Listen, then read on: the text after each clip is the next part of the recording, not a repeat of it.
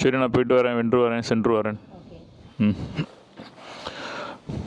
என் back எடுத்து வந்து வண்டி சாவி எடுத்துட்டானா? இருக்கு. ம், வண்டி சாவி எங்கே பேக்கில் இருக்கு? சொல் பாய். கண்டுபிடிக்கணும்ல. ம், ஐயோ,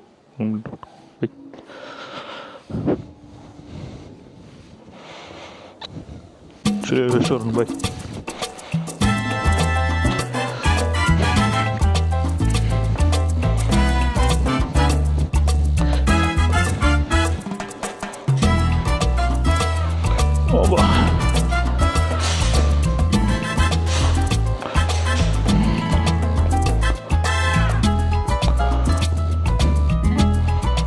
Where is my Himalayan?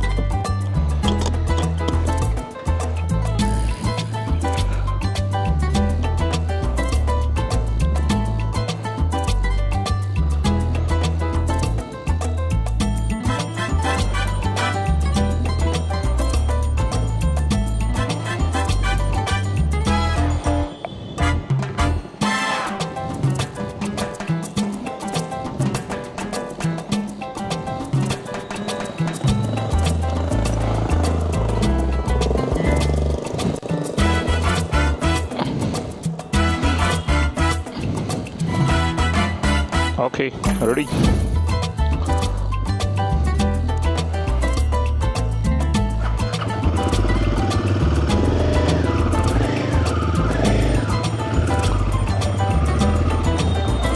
Okay, அவன் பைக்லாம் கழுவு ஸ்டார்ட் பண்ணிட்டானா? என்ன வரேன்.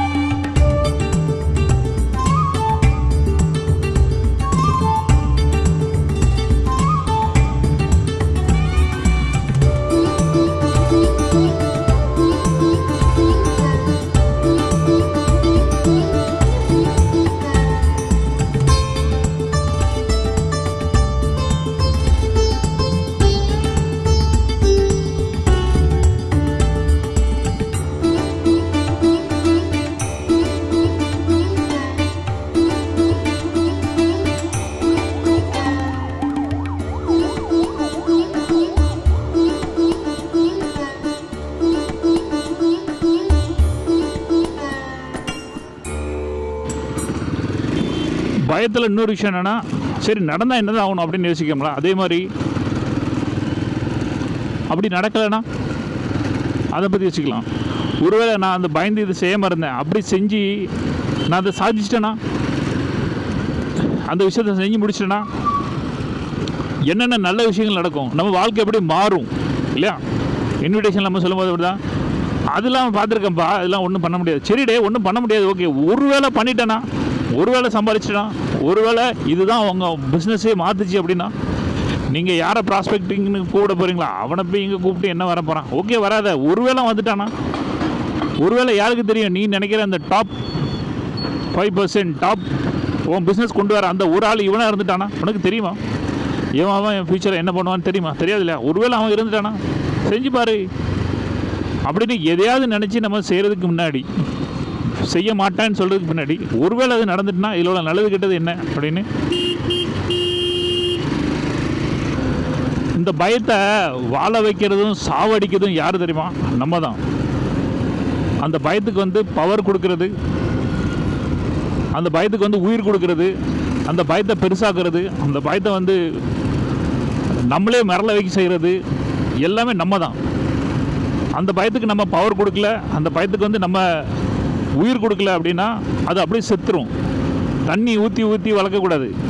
இன்ஜின் வந்து நான் சொல்லுவேன், பயமாக, ஒரு கோவமாக, ஒரு டென்ஷனாக, தேவையில்லாத ஒரு விஷயமா அது வந்து யோசிச்சுட்டே இருக்கும்போது அதை நீங்கள் கறியை அள்ளி போட்டு இன்ஜினை இன்னும் பெருசாக்கி அது ஸ்பீடாக ஓட விடக்கூடாது. அதை சாவடிக்கணும், அந்த இதை க்ளோஸ் பண்ணிடணும். பயத்தை கொண்டு போகிறதும் பயத்தை சாவடிக்கிறதும் நம்ம கையில் தான் இருக்குது.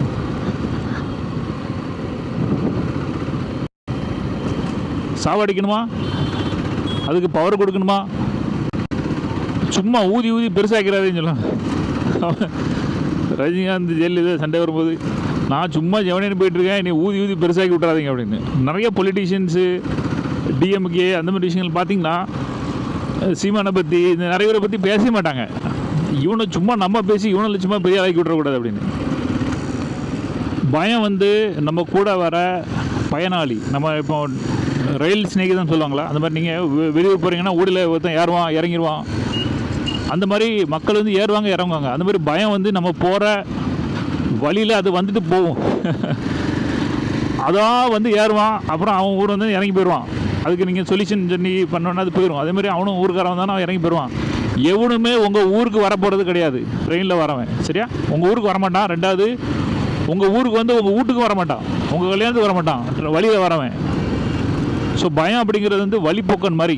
போகிற வழியில் நம்ம கொஞ்சம் கம்பெனி கொடுத்துட்டு வருவான், நம்மளை பயம் காட்டுவான், மிரட்டுவான். இப்போ எவனா வந்தானே ஐயோ சாமனை தூக்கிட்டு போடுவானா, அவனை நினச்சி பயப்படுவாங்களா, அந்த மாதிரி வருவானா போகணும், அவ்வளோதான். அதுக்கு மேலே நீங்கள் அவனுக்கு அவ்வளோ பெரிய இம்பார்ட்டன்ஸ் கொடுக்கக்கூடாது. புரியுதா? அது நம்ம கூட வர ட்ராவல் கம்பெனியன், அவ்வளோதான். நிறைய பேர் ஏன்டா இவன் நம்ம கூட வந்து ஏறணும் அப்படின்னு வருத்தப்படுவாங்களா ட்ரெயினில். சிலவங்க ரொம்ப பிடிச்சிருக்கவங்கள அது மாதிரி. ஆனால் அது இறங்கி போயிடுவாங்க. உங்களோட முடிவு, உங்களோட எண்டு, உங்கள் கோலு, உங்கள் வீட்டுக்கு போகிற உங்களோட ஃபைனல் டெஸ்டினேஷனுக்கு அவங்க வரமாட்டாங்க. தென்